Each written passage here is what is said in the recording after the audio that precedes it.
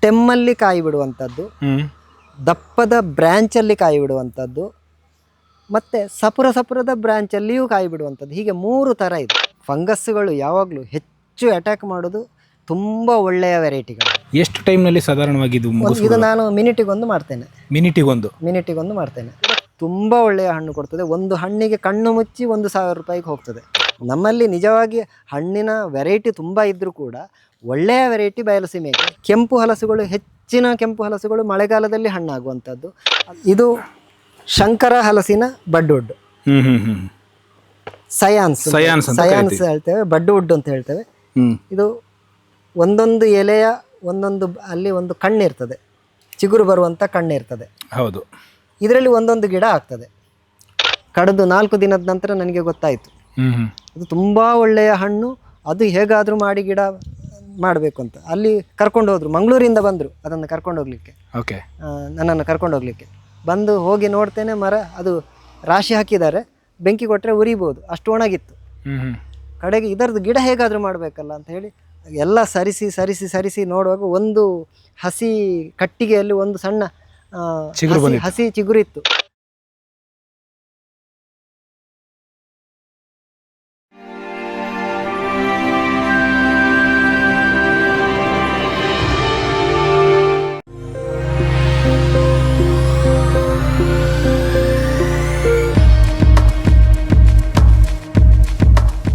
ಸಾವಿರದ 1991ರಲ್ಲಿ ನಾನು ಹಲಸಿಗೆ ಗ್ರಾಫ್ಟ್ ಶುರು ಮಾಡಿದ್ದು. 90% ಗಿಡಗಳು IIHRಗೆ ಹೋಗ್ತದೆ. ಸಿದ್ದು ಮತ್ತು ಶಂಕರ ಅಂತ ಹೇಳುವಂಥ ವೆರೈಟಿ ಅದು ಪೇಟೆಂಟ್ ಆದ ವೆರೈಟಿ. ಅದು ಯಾವ ನರ್ಸರಿಯವರು ಅದನ್ನು ಮಾರಲಿಕ್ಕಿಲ್ಲ, ಅಧಿಕೃತವಾಗಿ ಯಾರೂ ಮಾರುವುದಿಲ್ಲ. ಬೇರೆ ದೇಶದಿಂದ ಕೂಡ ನನಗೆ ಸಯಾನ್ಸ್ ತಂದುಕೊಟ್ಟು ಗಿಡ ಮಾಡಿಸುವವರು ಇದ್ದಾರೆ.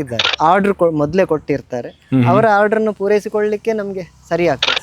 ಈ ಫಂಗಸ್ ಬಗ್ಗೆ ನೀವು ಮಾತಾಡಿದ್ರೆ, ಹಲಸಿಗೆ ಈ ಕರಾವಳಿ ಭಾಗದಲ್ಲಿ ಹೆಚ್ಚಿನ ಒಂದು ಅಟ್ಯಾಕ್ ಆಗುತ್ತೆ ಅಂತ ಹೇಳ್ಬಿಟ್ಟು, ನೀವು ಒಂದು ಈ ಕಸಿ ಕಟ್ಟುವಿಕೆಯಲ್ಲಿ ನೀವು ತೊಡಗಿಸ್ಕೊಂಡಿರೋದ್ರಿಂದ ನಿಮ್ಮ ಒಂದು ಸಜೆಷನ್ ಏನು? ಯಾಕಂದ್ರೆ ಆ ಗಿಡಗಳಿಗೆ ಕಸಿ ಕಟ್ಟುವಿಕೆ ಇದು ಫಂಗಸ್ ನಿಂದ ಒಂದು ಉಪಶಮನ ಅಂತ ಹೇಳ್ಬಿಟ್ಟು ಹೇಗೆ ನೀವು ಇದು ಮಾಡ್ಬೋದು? ನಮಗೆ ಫಂಗಸ್ಗಳು ಯಾವಾಗಲೂ ಹೆಚ್ಚು ಅಟ್ಯಾಕ್ ಮಾಡೋದು ತುಂಬ ಒಳ್ಳೆಯ ವೆರೈಟಿಗಳಿಗೆ, ತುಂಬ ಸ್ವೀಟ್ ಇರುವಂಥ ವೆರೈಟಿಗಳಿಗೆ, ತುಂಬ ಈಲ್ಡ್ ಕೊಡುವಂಥ ಹಲಸಿದ್ರೆ ಅದಕ್ಕೆ ಫಸ್ಟ್ ರೋಗಗಳು ಅಟ್ಯಾಕ್ ಆಗೋದು. ಹಾಗಾಗಿ ಈ ನಮ್ಮ ಕೋಸ್ಟಲ್ನಲ್ಲಿ ಹೆಚ್ಚು ಒಳ್ಳೆಯ ವೆರೈಟಿಗಳು ಮಳೆಗಾಲದಲ್ಲಿ ಅಥವಾ ಬೇಸಿಗೆಯಲ್ಲಿ ಒಳ್ಳೆ ಈಲ್ಡ್ ಕೊಡುವಂಥ ಒಳ್ಳೆಯ ವೆರೈಟಿಗಳು ಈಗ ಕಡಿಮೆ ಆಗಲಿಕ್ಕೆ ಒಂದು ಕಾರಣ ಅದೇ, ರೋಗ ಬರುವಂಥದ್ದು.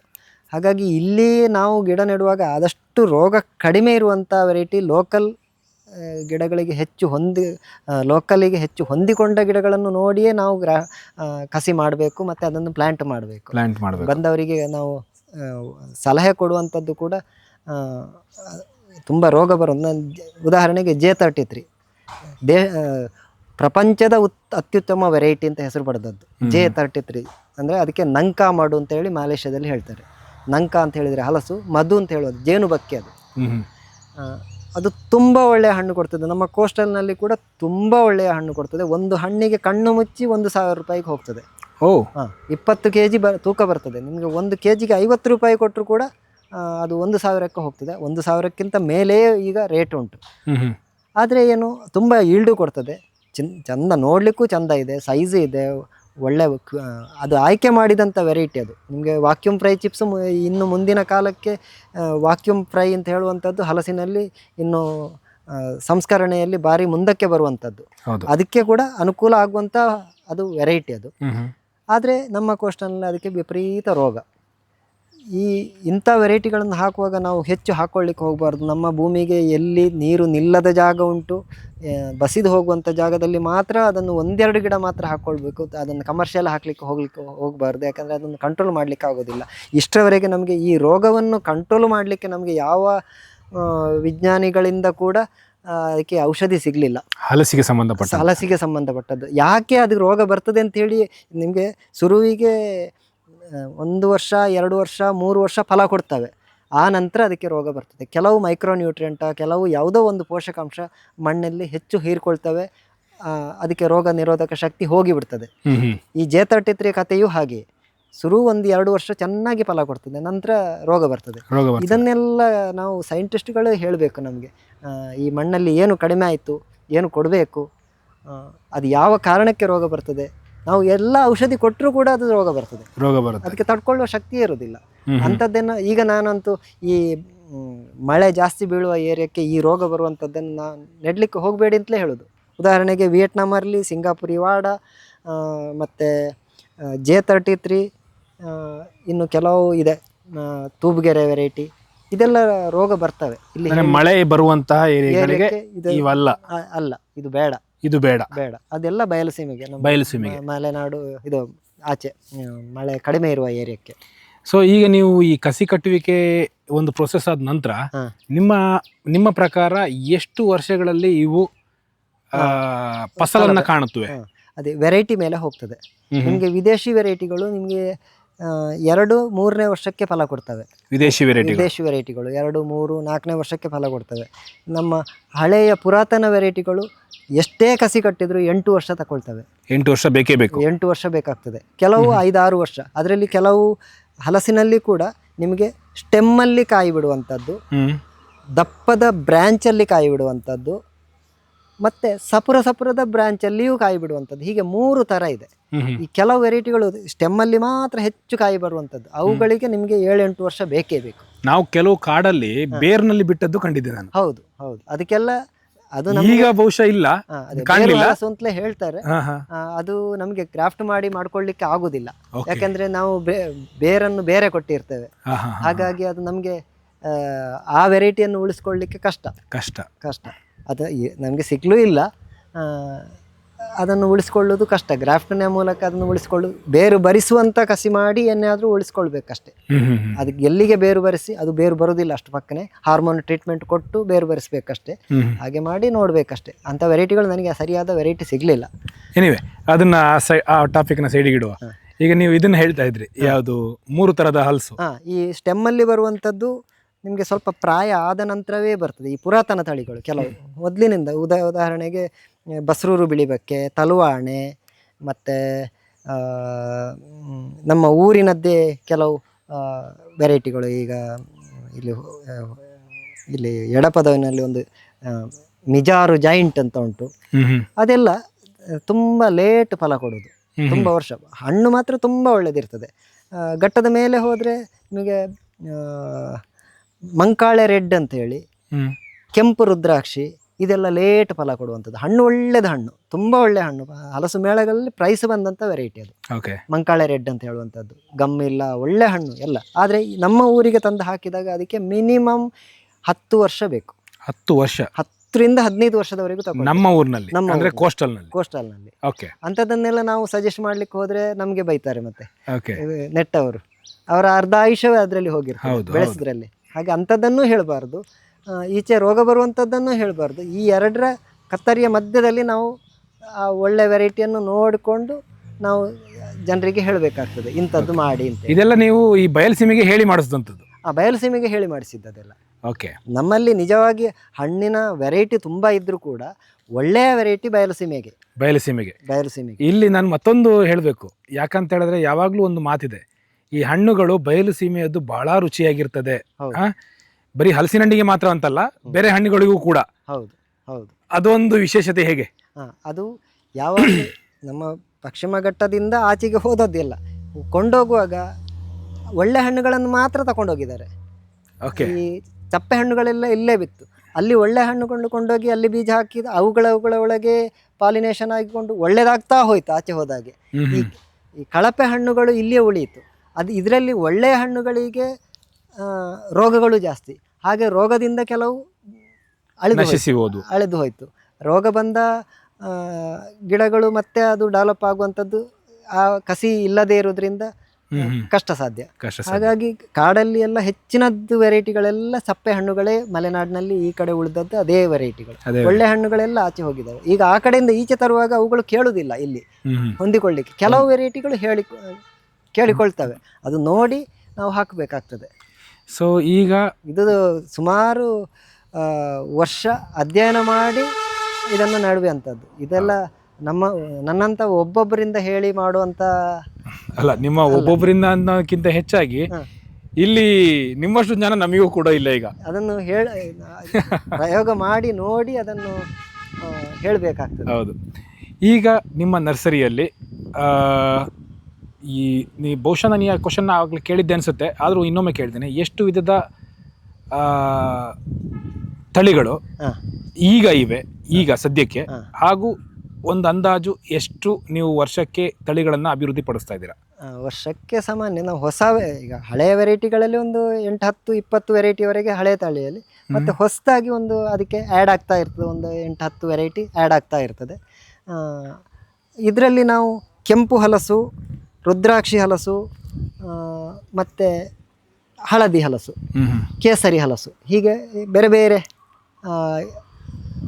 ಹೆಸರಲ್ಲಿ ವಿಂಗಡಣೆ ಮಾಡಲಿಕ್ಕೆ ಉಂಟು.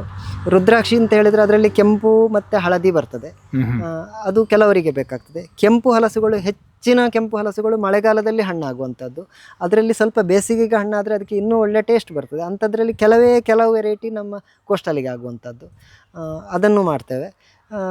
ಅದು ಬಿಟ್ಟು ಇನ್ನು ಹಲಸಿನಲ್ಲಿ ದೊಡ್ಡದು ಸಣ್ಣದು ಬೇರೆ ಹೋಗ್ತದೆ, ತಿನ್ನುವಂಥದ್ದು ಮತ್ತು ಹಪ್ಪಳಕ್ಕೆ ಅಂಥೇಳಿ, ಚಿಪ್ಸಿಗೆ ಅಂಥೇಳಿ ಬೇರೆ ಹೋಗ್ತದೆ. ಕೆಲವರು ಚಿಪ್ಸಿಗಾಗಿಯೇ ಮಾಡಿಸುವಂಥದ್ದು ಇರ್ತದೆ, ಅದು ನಮ್ಮಲ್ಲಿ ಕೊಟ್ಟು ಮಾಡಿಸ್ತಾರೆ. ಸುಮಾರು ವೆರೈಟಿಗಳು ನಮ್ಮ ಕೈಯಲ್ಲಿ ಆಗಿ ಹೋಗ್ತಾ ಇರ್ತದೆ. ಜನರಿಗೆ ಯಾವುದು ವೆರೈಟಿ ಬೇಕು ಅಂತ ಕೇಳಿ ನಾವು ನಮ್ಮಲ್ಲಿ ಇದ್ದದ್ದನ್ನು ಕೊಡ್ತೇವೆ. ಸಾಮಾನ್ಯ ಒಂದು 10-15 ವೆರೈಟಿ ನಾವು ಇಲ್ಲಿ ವರ್ಷಕ್ಕೆ 8-15-20 ವೆರೈಟಿ ಮಾಡ್ತಾ ಇರ್ತೇವೆ. ಕೆಲವೊಮ್ಮೆ 30-40 ವೆರೈಟಿವರೆಗೂ ಇರ್ತದೆ. ನಮ್ಮ ಇಲ್ಲಿ ಪುರುಸೋತ್ ಇದ್ದ ಹಾಗೆ ನಾವು ವೆರೈಟಿ ಜಾಸ್ತಿ ಹೆಚ್ಚು ತಿರುಗಬೇಕಾಗ್ತದೆ. ಒಂದು ವೆರೈಟಿ ಅಂತ ತರಬೇಕು, ನಾವೇ ಜರಂ ಪ್ಲಾಸಮ್ ಮಾಡಿಕೊಂಡು ಅದರಿಂದ ಸಹಾಯನ ತೆಗೆಯೋದಾದ್ರೆ ಎಷ್ಟು ಸಹ ಮಾಡ್ಬೋದು. ಇದೆಲ್ಲ ಒಂದೊಂದು ವೆರೈಟಿಗೆ ಒಂದೊಂದು ಕಡೆ ಹೋಗಿ ಮರ ಹತ್ತಿ ಅದರದ್ದು ಕಡ್ಡಿ ತೆಗೆದು ನಾವು ಇಲ್ಲಿ ಗಿಡ ಮಾಡುವಾಗ ಅದಕ್ಕೆ ಪರ್ಸೆಂಟೇಜ್ ಬರೋದಿಲ್ಲ. ಹಾಗಾಗಿ ಅದನ್ನು ಹೆಚ್ಚು ಗಿಡ ಮಾಡಲಿಕ್ಕೂ ಆಗೋದಿಲ್ಲ, ಮಾಡ್ಲಿಕ್ಕೆ ಆಗೋದಿಲ್ಲ. ಮನೆ ಕಟ್ಟುವಾಗ ಒಂದು ಒಳ್ಳೆಯ ವೆರೈಟಿ ಇದ್ರೆ ಅದನ್ನು ತೆಗೆಯುವಾಗ ಅದರಿಂದ ಗಿಡ ಮಾಡಬೇಕು ಅಂತ ಹೇಳುವ ದೃಷ್ಟಿಯಲ್ಲಿ ಮಾತ್ರ ಮಾಡಬೇಕು. ಕಮರ್ಷಿಯಲ್ ದೃಷ್ಟಿಯಲ್ಲಿ ಅದನ್ನು ಹೋಗಿ ಮಾಡುವ ಹಾಗೆ ಇಲ್ಲ, ಯಾಕಂದರೆ ಅದು ಪರ್ಸೆಂಟೇಜ್ ಬರೋದಿಲ್ಲ. ಸೊ ಎಷ್ಟು ಗಿಡಗಳು ಈಗ ನಿಮ್ಮಲ್ಲಿ ಒಂದು ವರ್ಷಕ್ಕೆ ರೆಡಿ ಆಗ್ತವೆ? AHR ಇದ್ದು ಬಿಟ್ಟು ನಾನು ಸಾಮಾನ್ಯ ಒಂದು 5,000-10 ಸಾವಿರ ಗಿಡ ಪ್ರತಿ ವರ್ಷಕ್ಕೆ ರೆಡಿ ಆಗ್ತದೆ ಸಾಮಾನ್ಯ ಮಾಡ್ತೇನೆ. ಈ ಕಸಿ ಕಟ್ಟುವಿಕೆಯಲ್ಲಿ ಈಗ ಕೊನೆಯ ಹಂತಕ್ಕೆ ನಾವು ಬಂದಿದ್ದೀವಿ. ಕಸಿ ಕಟ್ಟುವಿಕೆಯಲ್ಲಿ ನೀವು ಈ ಹಲಸಿಗೆ ಕಟ್ತಿರುವಂತಹ ವಿಧಾನ ಯಾವುದು? ಹಲಸಿಗೆ ಹೆಚ್ಚಾಗಿ ನಾನು ಬಡ್ಡಿಂಗ್ ವಿಧಾನ, ಕಣ್ಣು ಕಸಿ ವಿಧಾನ. ಹೌದು, ಗ್ರಾಫ್ಟಿಂಗ್ ಆಗ್ತದೆ, ಅದನ್ನು ಒಂದು ಟೈಮ್ ಉಂಟು, ಆ ಟೈಮಲ್ಲಿ ಮಾತ್ರ ಮಾಡಲಿಕ್ಕೆ ಆಗ್ತದೆ. ಅದು ಎಳೆಯ ಗಿಡಕ್ಕೆ ಕಟ್ಟುವಂಥದ್ದು, ಆ ಎಳೆಯ ಬೀಜ ಹಾಕಿ ಗಿಡ ಇರುವಾಗ ಕಟ್ಟುವಂಥದ್ದು, ಅದು ಗ್ರಾಫ್ಟಿಂಗ್ ಮಾಡಲಿಕ್ಕೆ ಆಗ್ತದೆ. ಅದು ಬೇಗನೆ ಬೆಳವಣಿಗೆ ಎಲ್ಲ ಭಾರಿ ಫಾಸ್ಟ್, ಆದರೆ ಪ್ರತಿಯೊಂದು ಗಿಡಕ್ಕೆ ಒಂದೊಂದು ಸಯನು ಬೇಕಾಗ್ತದೆ. ಇದು ನಮಗೆ ಕಡಿಮೆ ಯಾವುದು ಬಡ್ಡಿಂಗ್ ಅಂತ ಹೇಳುವಂಥದ್ದು, ಕಡಿಮೆ ಕಡ್ಡಿ ತಗೊಂಡು ಬಂದು ಹೆಚ್ಚು ಗಿಡ ಮಾಡಲಿಕ್ಕೆ ಆಗ್ತದೆ.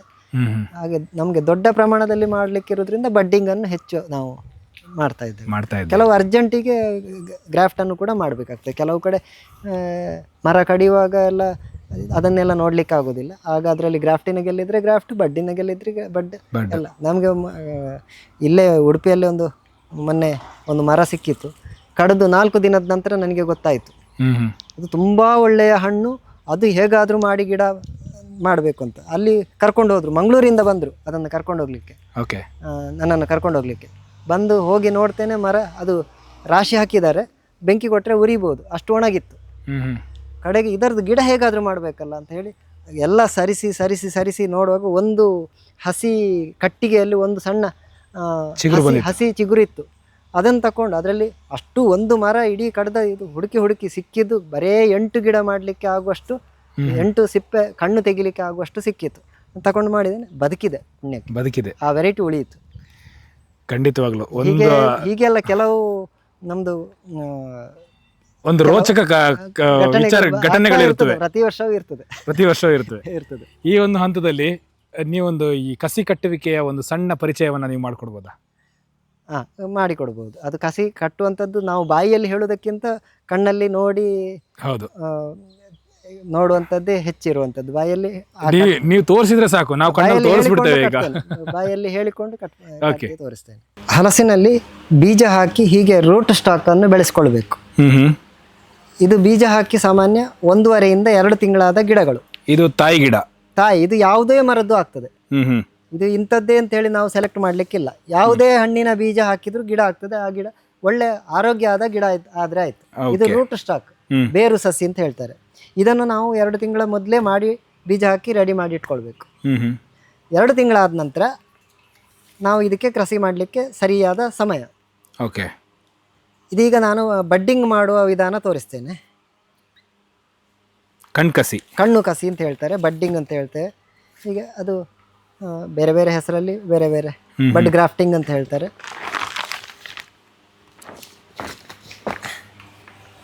ಮತ್ತು ಇಲ್ಲಿ ಈಗ ನಾನು ಒದ್ದೆ ಬಟ್ಟೆಯಲ್ಲಿ ಸುತ್ತಿ ಇಟ್ಕೊಂಡಿದ್ದೇನೆ. ಇದು ಶಂಕರ ಹಲಸಿನ ಬಡ್ವುಡ್, ಸಯಾನ್ಸ್ ಹೇಳ್ತೇವೆ, ಬಡ್ವುಡ್ ಅಂತ ಹೇಳ್ತೇವೆ. ಇದು ಒಂದೊಂದು ಎಲೆಯ ಒಂದೊಂದು ಅಲ್ಲಿ ಒಂದು ಕಣ್ಣಿರ್ತದೆ, ಚಿಗುರು ಬರುವಂಥ ಕಣ್ಣಿರ್ತದೆ. ಹೌದು. ಇದರಲ್ಲಿ ಒಂದೊಂದು ಗಿಡ ಆಗ್ತದೆ. ಈಗ ಒಂದು ಕಡ್ಡಿಯಲ್ಲಿ ಇದ್ರೆ 1 2 3 4 5 6 7 ಗಿಡ ಇದರಲ್ಲಿ ಒಂದು ಕಡ್ಡಿಯಿಂದ ರೆಡಿ ಆಗ್ತದೆ. ಹೌದು. ಹೀಗೆ 10 ಗಿಡ ಬರುವಂತದ್ದು ಕಡ್ಡಿಗಳು ಇರ್ತವೆ. ಮೊದಲ ಈ ವಿ ಗ್ರಾಫ್ಟಿಂಗ್ ಅಲ್ಲಿ ಒಂದೊಂದೇ ಆಗ್ತಾ ಇತ್ತು. ಹೌದು, ಒಂದು ಕಡ್ಡಿಯಲ್ಲಿ ಇಷ್ಟು ಉದ್ದ ಇದ್ರೆ ಒಂದೇ ಕಡ್ಡಿ ಆಗ್ತಾ ಇತ್ತು. ಈಗ 7 ಆಗ್ತದೆ. ಚಿಗುರುವೇ ಆಗ್ಬೇಕು, ಚಿಗುರು ಇದ್ದದ್ದೇ ಆಗ್ಬೇಕು, ಹಾಗೆಲ್ಲ ಇತ್ತು. ಅದು ಹಾಗಾಗಿ ಹೆಚ್ಚು ಗಿಡ ಮಾಡ್ಲಿಕ್ಕೆ ಆಗುದಿಲ್ಲ. ಹೀಗೆ ಈ ವಿಧಾನ ಬಳಸಿದ್ರೆ ನಿಮ್ಗೆ ಹೆಚ್ಚು ಗಿಡ ಮಾಡ್ಲಿಕ್ಕೆ ಆಗ್ತದೆ. ಅದಕ್ಕಾಗಿ ನಾವು ಫಸ್ಟಿಗೆ ಏನು ಮಾಡಬೇಕು ಅಂತ ಹೇಳಿದ್ರೆ, ರೂಟ್ ಸ್ಟಾಕ್ ಬೆಳೆಸ್ಕೊಳ್ಬೇಕು. ಇಷ್ಟು ಎತ್ತರ ಆದ ನಂತರ ನಾವು ಸ್ವಲ್ಪ ಇಲ್ಲಿ ತುಂಬ ಎಲೆ ಇರ್ತದೆ, ಸ್ವಲ್ಪ ಎಲೆಯನ್ನು ತಕ್ಕೊಂಡು ಕ್ಲೀನ್ ಮಾಡಿಕೊಂಡು ಆನಂತರ ಒಂದು ಮಾರ್ಕ್ ಮಾಡಬೇಕು. ಇಲ್ಲಿ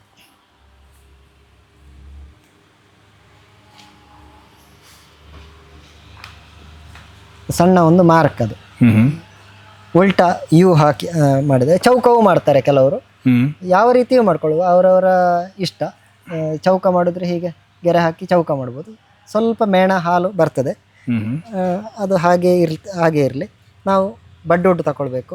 ಇದಕ್ಕೆ ಒಂದು ಸ್ಪೀಡ್ ಅಂತ ಇರ್ತದೆ, ಒಂದು ಸ್ಪೀಡಲ್ಲಿ ಮಾಡಬೇಕು. ನಾವು ಹೆಚ್ಚು ಮಾತಾಡ್ತಾ ಮಾಡುವಾಗ ಅದು ಸ್ವಲ್ಪ ಸಮಯ ಹೆಚ್ಚು ಕಮ್ಮಿ ಆಗುವ, ಪರ್ಸೆಂಟೇಜ್ ಹೆಚ್ಚು ಕಮ್ಮಿ ಆಗ್ತದೆ. ನಾವು ಒಂದು ಗಿಡ ತೋರಿಸಲಿಕ್ಕೆಲ್ಲ ಮಾಡೋದಕ್ಕೆ ಏನು ತೊಂದರೆ ಇಲ್ಲ, ಆದರೆ ಇದರಲ್ಲಿ ಸ್ವಲ್ಪ ಹೇಳುವಂಥದ್ದು ಇರ್ತದೆ. ಹಾಗಾಗಿ ನಾನು ಈಗ ಇದಕ್ಕೆ ಕೂಡ ಒಂದು ಸ್ವಲ್ಪ ಮಾರ್ಕ್ ಮಾಡ್ಕೊಳ್ಬೇಕು. ಚೌಕ ಸಿಪ್ಪೆಯನ್ನು ಮಾತ್ರ ಹೀಗೆ ಮಾರ್ಕ್ ಮಾಡ್ಕೊಳ್ಳೋದು, ಹಾಲು ಬಂದರೆ ಅದನ್ನು ಒರೆಸ್ಕೊಳ್ಳೋದು. ಈಗ ಎರಡೂ ರೆಡಿ ಆಯಿತು. ಈಗ ತೆಗೆದಿಡುವಂಥ ಸಮಯ ನಮಗೆ ತುಂಬ ಇಂಪಾರ್ಟೆಂಟ್.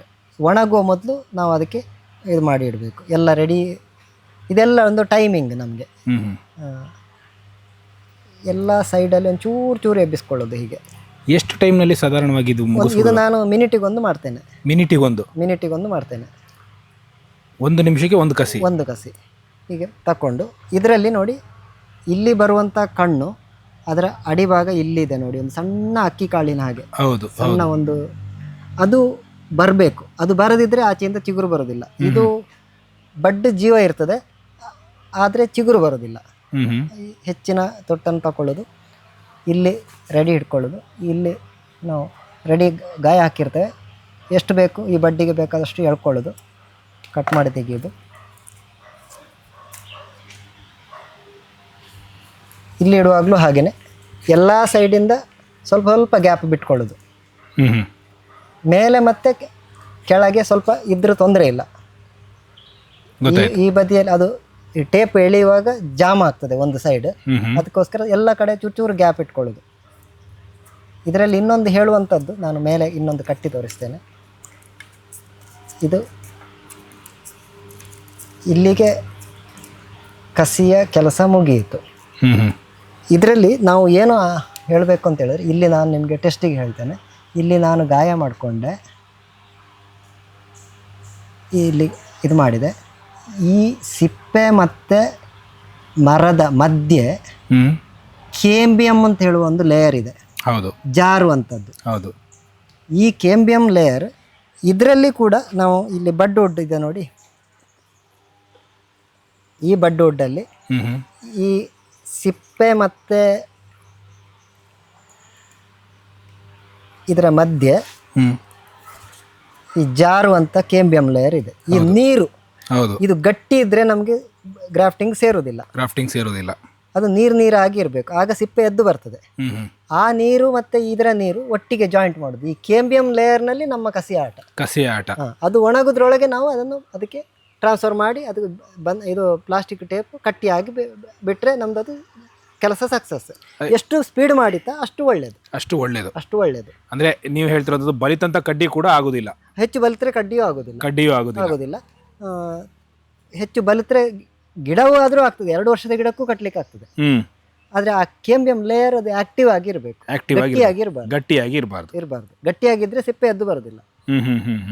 ಏಜಿನದ್ದು ಸಮಸ್ಯೆ ಬರುದಿಲ್ಲ. ಓಕೆ. ಸೊ ಇದು ಒಂದು ನಮ್ಮ ಕಸಿಯ ವಿಧಾನ, ನೀವು ಇಲ್ಲಿ ಅನುಸರಿಸುತ್ತಿರುವಂತಹ ಒಂದು ಕಸಿಯ ವಿಧಾನ. ಹೌದು. ಹೀಗೆ ಇದರಲ್ಲಿ ಬೇರೆ ಬೇರೆ ಸೈಡ್ ಗ್ರಾಫ್ಟಿಂಗ್ ಅಂತ ಉಂಟು,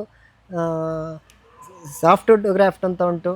ಹೌದು, ಬೇರೆ ಬೇರೆ ಇದರಲ್ಲೇ ಉಂಟು ಗ್ರಾಫ್ಟ್ ಮಾಡುವಂತ ವಿಧಾನದಲ್ಲಿ. ಈವನ್ ಏರ್ ಲೇಯರಿಂಗ್ ಅಂತ ಹೇಳಿದ್ರೆ ಬೇರೆ ಬರೆಸುವಂತದ್ದು. ಇದರಲ್ಲಿ ಏರ್ ಲೇಯರಿಂಗ್ ಮಾಡ್ತಾರ ಹಲಸಿನಲ್ಲಿ? ಮಾಡೋದಿಲ್ಲ. ಈ ಹೆಚ್ಚು ಆಯುಷ್ಯ ಇರುವಂತ ವರ್ಷಗಟ್ಟಲೆ ಬರುವಂತ ಗಿಡಗಳನ್ನು ಏರ್ ಲೇಯರ್ ಮೂಲಕ ಗಿಡ ಮಾಡೋದಿಲ್ಲ. ಯಾಕಂತ ಹೇಳಿದ್ರೆ ಅದು ತಾಯಿ ಬೇರು ಇರುವುದಿಲ್ಲ. ಅದು ಮರ ದೊಡ್ಡದಾದ್ಮೇಲೆ ಮರ ಮಗುಚಿ ಬೀಳ್ತದೆ.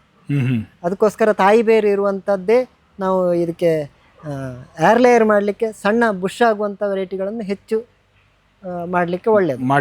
ಲಿಂಬೆ, ಕಿತ್ತಾಳೆ, ಇದೆಲ್ಲ ದೊಡ್ಡ ಮರಗಳು ಆಗುವಂಥದ್ದಲ್ಲ. ಸಾಮಾನ್ಯ ಒಂದು 25 ಫೀಟ್ನ ಒಳಗೆ ಬೆಳೆಯುವಂಥದ್ದು, ಅಂಥದ್ದನ್ನು ಏರ್ ಲೇಯರ್ ಮಾಡ್ಬೋದು. ತುಂಬಾ 100 ಫೀಟ್ ಮೇಲೆ ಹೋಗುವಂಥ ಗಿಡಗಳದ್ದು ಮತ್ತು ತುಂಬಾ ವರ್ಷ ಬಾಳಿಕೆ ಬರುವಂಥದ್ದನ್ನು ನಾವು ಇದು ಮಾಡಲಿಕ್ಕೆ ಆಗೋದಿಲ್ಲ.